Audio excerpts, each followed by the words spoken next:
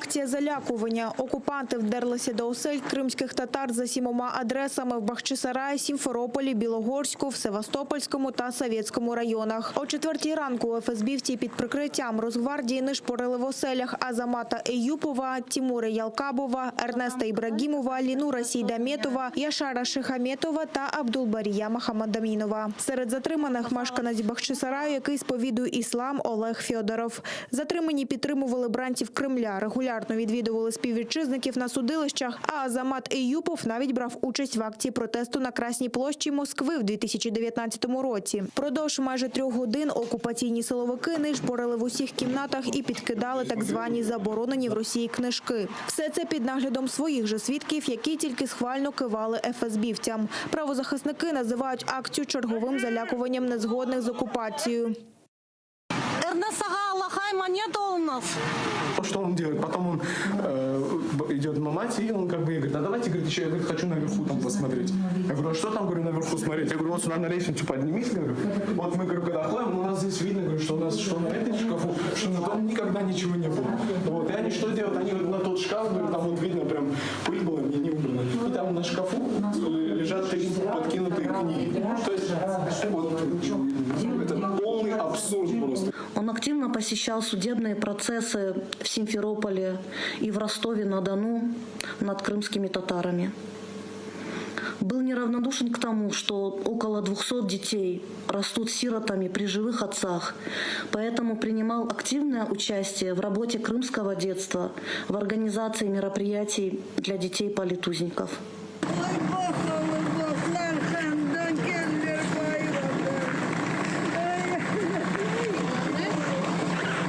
Затриманих бранців відвезли до окупаційного управління ФСБ в Сімферополь. Їм традиційно закидають тероризм та вже обирають запобіжний захід. Водночас ФСБівці виклали відео затримання на Кавказі начебто прибічників забороненої в Росії ат-Такфір валь-Хіджра. На кадрах патрони, рушниці, автомати та пояс смертника. Пропагандистські ЗМІ почали активно поширювати прес-реліз окупантів, що і у Криму начебто затримали прихильників цієї організації. Як повідомили у Кримській солідарності, до сьогоднішніх обшуків в будинках кримсько-татарських і мусульманських активістів, яких силовики переслідують уже 7-й рік, це не має ніякого відношення.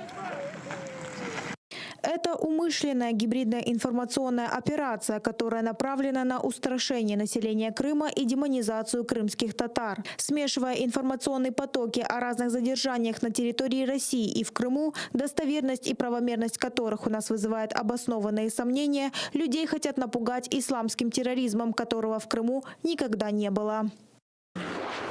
Нові репресії в окупованому Криму направлені на те, щоб вичистити з півострова усіх нелояльних до окупантів людей. Таку думку висловив голова Меджлісу кримсько-татарського народу Рефат Чубаров. Незважаючи на всі спроби міжнародного товариства тиснути на Росію, вона лише збільшує кількість заарештованих та посилює репресії проти незгодних, додав очільник Меджлісу. Окрім цього, такі дії – це демонстрація зневаги до рішень міжнародних інституцій щодо злочинних дій Російської Федерації, зокрема останньої резолюції Європарламенту, де чітко зазначено, що Крим – це Україна, і майбутнє Криму має бути пов'язано з його корінним народом – кримськими татарами.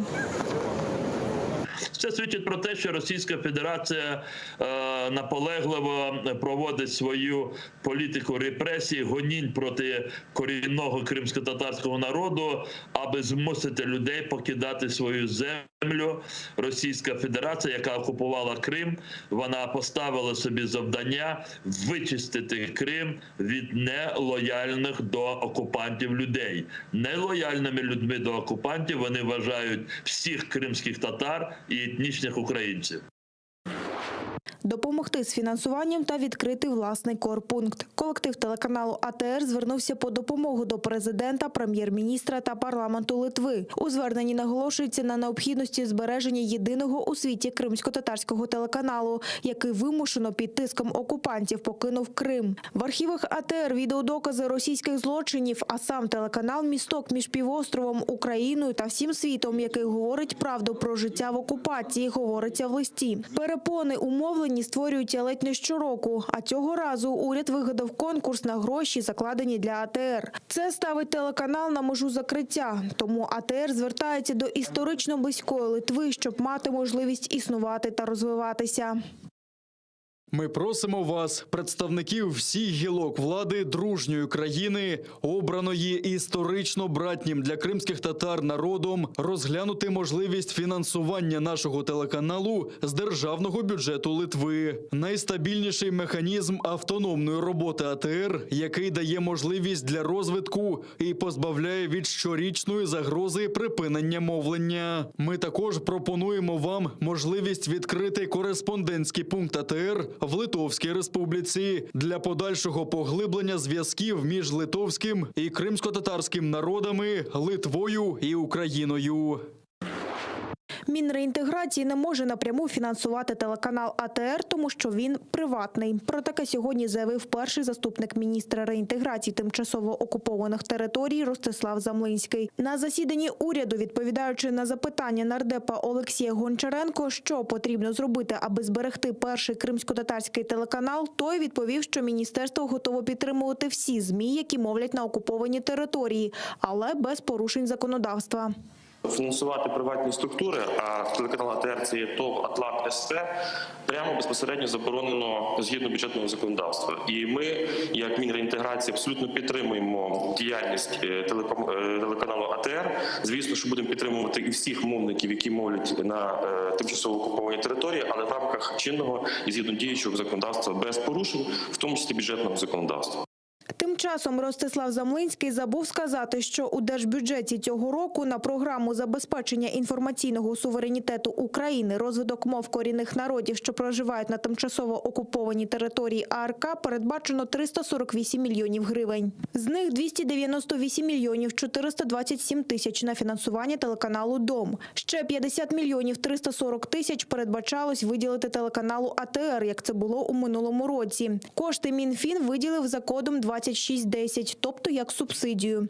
Але міністр Олексій Резніков змінив призначення грошей на послуги. А телеканал, мовляв, має взяти участь у конкурсі. Але навіть умови цього конкурсу досі невідомі. Такі дії Міністерства реінтеграції загрожують подальшому існуванню першого кримсько-татарського телеканалу, який був змушений виїхати з Криму через окупацію.